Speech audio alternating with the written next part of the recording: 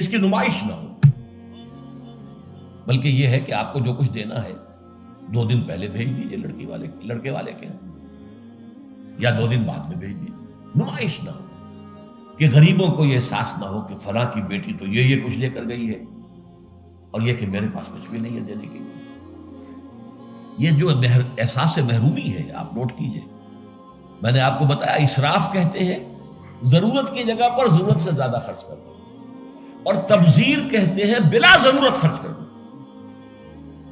صرف نمود و نمائش کے لیے، اپنی دولت کے مظاہرے کے لیے، اپنی دولت مندی کی دھوس چبانے کے لیے۔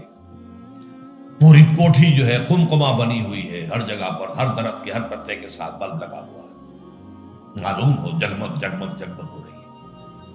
بڑے عمدہ لباس سفید براق پہنے ہوئے جو بہرے ہیں وہ کھانے ڈشیں لیے ادھر ادھر جا رہے ہیں۔ یہ جو کچھ ہے اسراف، اور اس کے بعد تبذیر کے بارے میں تو فرمایا اسراف کے لیے تو صرف یہ کہا تسرفو لا تسرفو، اسراف نہ کرو، کلوا واشربوا ولا تسرفوا، کھاؤ پیو اسراف نہ کرو۔ لیکن تبذیر کے بارے میں فرمایا ان المبذرین کانوا اخوان الشیاطین، یہ مبذر جو ہیں یہ تو شیطانوں کے بھائی ہیں۔ کیوں؟ کافی عرصے تک میرا ذہن اس پر اڑا رہا، کیوں یہ کیوں تشبیہ دی گئی؟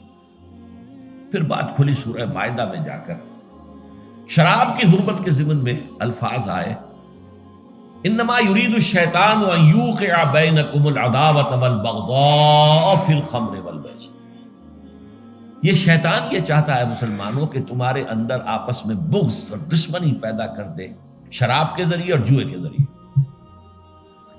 شیطان چاہتا یہی ہے۔ اس شیطان کا حربہ لوگوں کے دلوں کو پھاڑ دینا، کلاس کانشسنس پیدا کر دینا، محرومین اور مترفین کے علیحدہ طبقے ہو جائیں، اور پھر لڑیں گے ٹکرائیں گے پھر۔ اور یہی کام اس میں ہے، جس گھر میں لڑکی کی شادی پر اس طریقے سے پیسہ جو ہے بہایا جا رہا ہے پانی کی طرح، وہاں کوئی شوفر بھی ہے، ان کا ڈرائیور، کوئی پہرے دار بھی ہے، کوئی خانسامہ بھی ہے، اس کی بیٹی بیٹھی ہوئی ہے، بوڑھی ہو رہی ہے، وہ ہاتھ پیلے نہیں کر سکتا۔ اس کے دل کے جذبات کیا ہوں گے اس وقت؟ کیا یہ اور میں بھائی ہیں آپس میں؟ انما المومنون اخوۃ، یہ واز کہنے کی بات ہے، یہ سب ڈھکوسلے ہیں۔ انما المومنون اخوۃ، یہ ہم بھائی ہیں؟ میری بیٹی بوڑھی ہو رہی ہے، ہاتھ پیلے نہیں کر سکتا، اور ان کے ہاں دولت جو ہے وہ پانی کی طرح بہ رہی ہے۔ یہ دل پھٹ گئے کہ نہیں؟ یہ طبقاتی شعور ابھرا کہ نہیں؟ ان یوقع بینکم العداوۃ والبغضاء فی الخمر والمیسر، عداوت اور بغض اور دشمنی پیدا کر دیں گے۔ بہرحال 5ویں چیز میں عرض کر رہا تھا، جہیز۔ اس زمن میں چونکہ ایک بہت بڑا مغالطہ ہمارے ہاں لوگوں نے پیدا کر دیا ہے، حضرت فاطمہ رضی اللہ تعالی عنہا کے جہیز کا ذکر کرتے ہیں۔ اسلام میں قطعاً کسی جہیز کا کوئی تصور نہیں، جو میں کہہ چکا ہوں فلسفہ یہ ہے، لڑکی والے پر کوئی 1 پیسے کا بوجھ نہیں آنا چاہیے۔ حضرت فاطمہ کے جہیز کا معاملہ کیا تھا کہ ان کی شادی اس اعتبار سے یونیک تھی کہ لڑکی کے والد حضور اور لڑکے کے ولی حضور، حضرت علی کا اور کون تھا وہاں؟ اب حضور نے پوچھا، علی تمہارے پاس کچھ ہے مہر دینے کو؟ مہر تو دینا ہوگا نا، مہر تو لازم ہے۔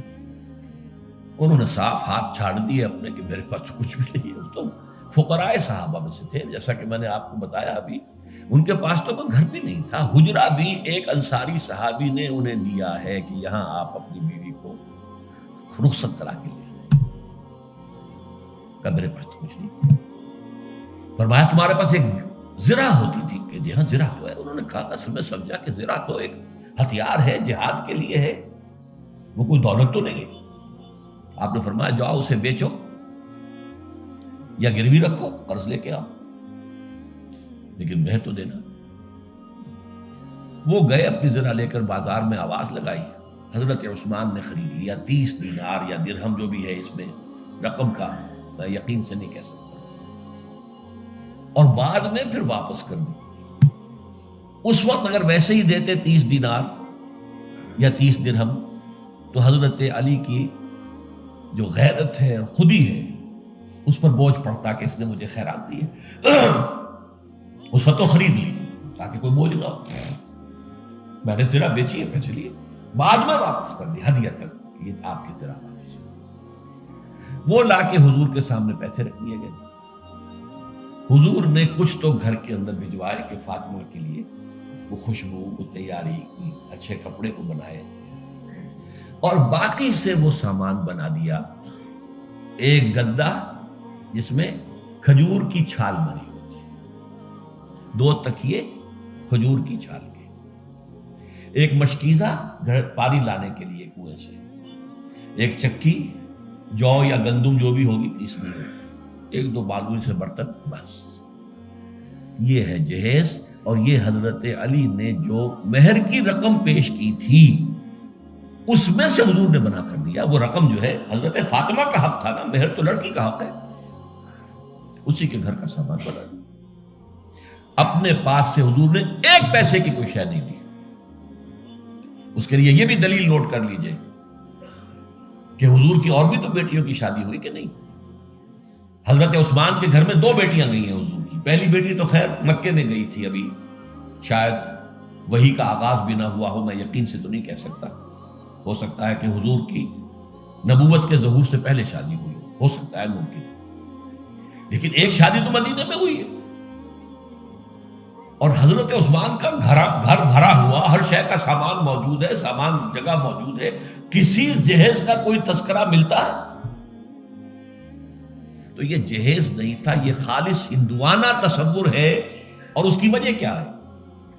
وجہ یہ ہے کہ ہندوؤں میں لڑکی جو ہے، بیٹی جو ہے، وہ وارث نہیں ہے، اسے وراثت میں کوئی حصہ نہیں ملتا، لہذا جب اسے گھر سے رخصت کر رہے تو وہ دان دہیج، یعنی یہ ایک خیرات ہے جو دے رہے ہیں، لڑکی کا حق کوئی نہیں ہے۔ بلکہ راجپوتوں وغیرہ میں تو ہندوؤں کے اندر آپ کو معلوم ہونا چاہیے، لڑکا بھی صرف بڑا لڑکا وارث ہوتا تھا تاکہ زمین کے ٹکڑے نہ ہوں۔ 10 مربع ہیں تو 10 مربع ہی جائیں گے، چھوٹے بھائی بھی اس کے کمی کاری ہوتے تھے، بس ان کا کوئی حق نہیں۔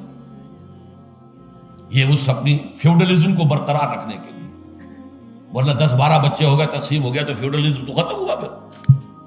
ہندوؤں کے ہاں تو یہاں تھا کہ لڑکی کا تو خود سوال ہی پیدا نہیں ہوتا کہ اس کا کوئی حق ہو، تو اسلام نے حق دیا ہے، لیکن یہ ہے کہ اس کا حق ہے، باپ فوت ہوگا اس کی وراثت میں سے حصہ اسے ملے گا، مما قل منہ او کثر، چاہے زیادہ ہو چاہے کم ہو، فریضۃ من اللہ، اللہ کی طرف سے فرض ہے، یہ لازم ہے۔ ماں فوت ہوگی، ماں کے اگر کوئی ہے وراثت ہے، اس میں سے بیٹوں کو بھی، بیٹی کو بھی حصہ ملے گا۔ لہذا یہ ہندوانہ تصور جو جہیز کا ہے، ویسے تو یہ کہ سرکاری سطح پر تو اگر اس کی کوئی مہم چلے اور محنت ہو اور جد و جہد ہو تو اس کی جڑ کاٹی جا سکتی، لیکن بہرحال ہم نے جو عہد لیا تھا اور جس پر کہ ہم نے پابندی کرائی ہے وہ یہ ہے کہ کم سے کم اس کی نمائش نہ ہو، دکھایا نہ جائے، تاکہ یہ کہ وہ کچھ محرومی کا تصور جو ہے لوگوں کے اندر پیدا نہ ہو۔